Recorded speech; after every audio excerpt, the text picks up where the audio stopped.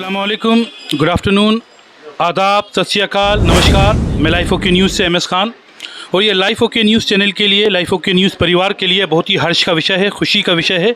Red letter day है क्योंकि आज हमारे बीच जो शख्सियत तशरीफ़ लाए हैं वो किसी भी परिचय के मोहताज नहीं हैं। उनके बारे में कुछ भी कहना ऐसा है मानो सूरज को दिया दिखाना।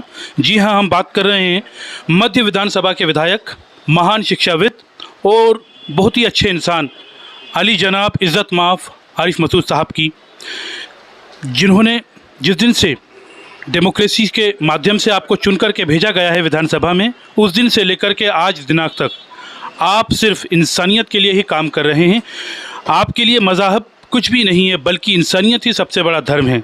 जहां आप राम प्रकाश और नूर मोहम्मद में कोई अंतर नहीं समझते हैं, सबके लिए आप ऐसे काम कर रहे हैं जैसे अपने परिवार के लिए करते हैं। तो आइए सीधे हम जुड़ते हैं और जानते हैं उनकी विधायकी के बारे में कि कैसा वो अनुभव कर रहे हैं, जनता के बीच में अपने आप को कैसा अनुभव कर रहे हैं, क्योंकि जहाँ भी जाते हैं लोग उन्हें बहुत प्यार लौटाते हैं। क्या कारण है, आइए जानते हैं।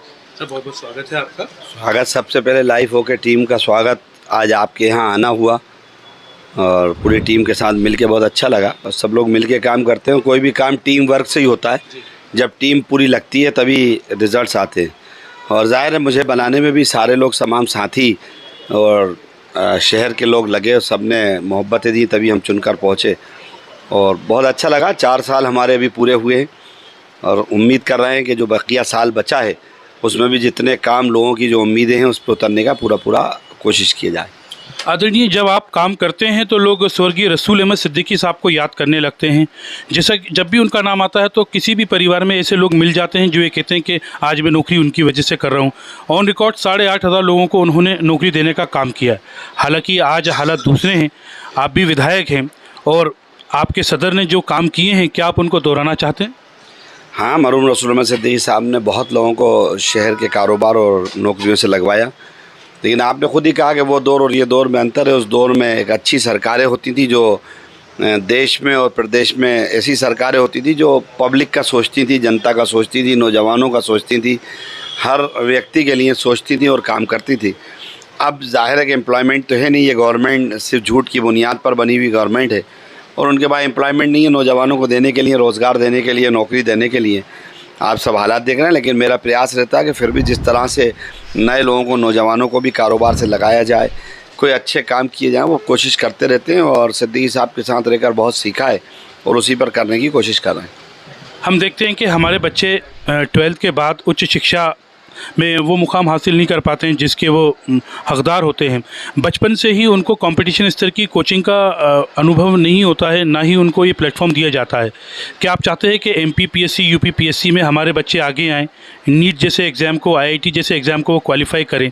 तो आपकी विधानसभा क्षेत्र में ऐसी कोचिंग्स को लेकर के कोई प्लानिंग है अभी?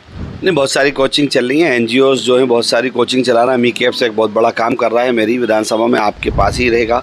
नीट की भी कोचिंग है, MPPSC की भी है। हम लोग भी कोशिश बराबर कर रहे हैं और आगे भी करेंगे।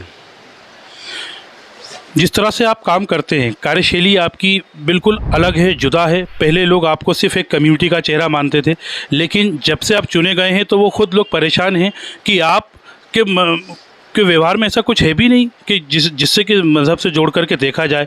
आप तो सबके लिए बराबर से काम करते हैं और हमारा हिंदू परिवार ख़ास तौर से अब आप में विश्वास जताने लगा है और आगामी विधानसभा में इसके परिणाम देखे जा सकते हैं। तो और जैसा कि राखी का वो जो त्यौहार था जिसमें लॉकडाउन लगा हुआ था सख्त, उसमें आपने बहनों के लिए राखी का इंतज़ाम किया, वो बहुत ही सभी के लिए हर्ज का विषय था, अभिभूत कर देने वाले क्षण थे। ऐसा विचार मन में आपका आया है? इस पर थोड़ा कुछ बताइए। नहीं, मैं जब चुना गया था और जब मैं चुनाव लड़ रहा था तो बीजेपी हिंदू मुस्लिम में बांट रही थी और मैं लोगों से कह रहा था मैं एक ईमानदार मुसलमान हूँ, एक बार भरोसा करिए तो आपको पता चलेगा कि ईमानदार मुसलमान कभी दगा नहीं कर सकता।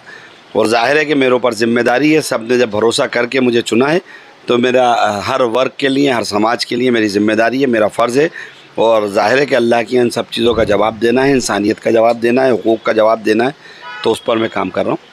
अभी हमने देखा कि एक बहन जिसने बचपन बहुत लंबे अरसे से, मतलब अपनी बेटी के लिए जो दहेज उन्होंने एक पाई जोड़ करके इकट्ठा किया था, लेकिन किसी ट्रेजडी के तहत वो आग लग जाती है, वो पूरा दहेज उसका जल जाता है बेटी का, घर में बिल्कुल विलाप का माहौल होता है। ऐसे में आप उनके बेटे बनकर, रहबर बनकर, भाई बनकर जाते हैं, उनके सर पर हाथ रखते हैं। वो परिवार जिसके आंखों में आंसू थे, फिर थोड़ी देर में खुशी आ जाती है। तो सर ये कैसे कर पाते हैं आप ये सर? नहीं तो अल्लाह का शुक्र अदा करना चाहिए। अल्लाह कोई काम ले रहा है तो ये उसका करम है। और ज़ाहिर है कि उनके मातम का माहौल था, मुझे पता चला, जो अल्लाह ने हैसियत दी थी मैंने वो करा। अगर मेरी सरकार होती तो और उससे बहुत बढ़ के करता। ये ज़ाहिर है जो मैं अपनी तरफ से कर सकता था वो करा। मोहब्बत का सफ़र अहले अदावत से नहीं होगा और जुनू का खेल अरबाब सियासत से नहीं होगा। हम ही उठेंगे तब निकलेगा दम फ़िरका परस्ती का, ये काम इंसानियत का है, हुकूमत से नहीं होगा। आखिर में सर एक बार फिर से कौमी यकजहती पर आपके क्या विचार है, हमारी जनता सुनना चाहिए। इतना अच्छा शेर तो आपने सारे वही पढ़ दिया, तो अब उस शेर के बाद तो कुछ बचा ही नहीं। असल ही काम यही है कि लोगों को इंसानियत समझना है और मोहब्बत ही को बनाना है। नफ़रत फैलाना तो बहुत आसान है, जोड़ना कठिन है। सबको जोड़ना और सबको एक जगह लाना, सबको वही काम करना चाहिए। मुल्क की तरक्की और मुल्क की आज़ादी की लड़ाई दोनों हमारे सामने रखना चाहिए कि जब हम आज़ाद हुए थे तो हम सब मिलकर लड़े थे, और तरक्की में भी हम सब मिलकर ही साथ होंगे। आप थे हमारे मध्य विधानसभा के विधायक, महान शिक्षाविद इज़्ज़त-माब फारिग मसूद साहब, जिनसे हर पहलू पर बात की गई। और उनके विधानसभा क्षेत्र में जनता बिल्कुल खुश है और वो चाहती है कि ऐसे ही नुमाइंदगी कि बार बार मिले, स्ट्रॉन्ग रिप्रेजेंटेशन मिले। हिंदू मुस्लिम यहाँ पर सिर्फ धर्म के चश्मे से नहीं बल्कि इंसानियत से देखे जाते हैं, और ऐसे जब रहनुमा और रहबर होते हैं तो समाज का उत्थान होता है। और हम उम्मीद करते हैं कि हर विधानसभा में ऐसा ही रिप्रेजेंटेशन लोगों को मिलेगा, ताकि वो लोगों के विकास के कार्यों को बहुत दिल से कर सकेंगे, दिल की गहराई से कर सकेंगे। लाइफ ओके न्यूज़ से जय हिंद, जय भारत।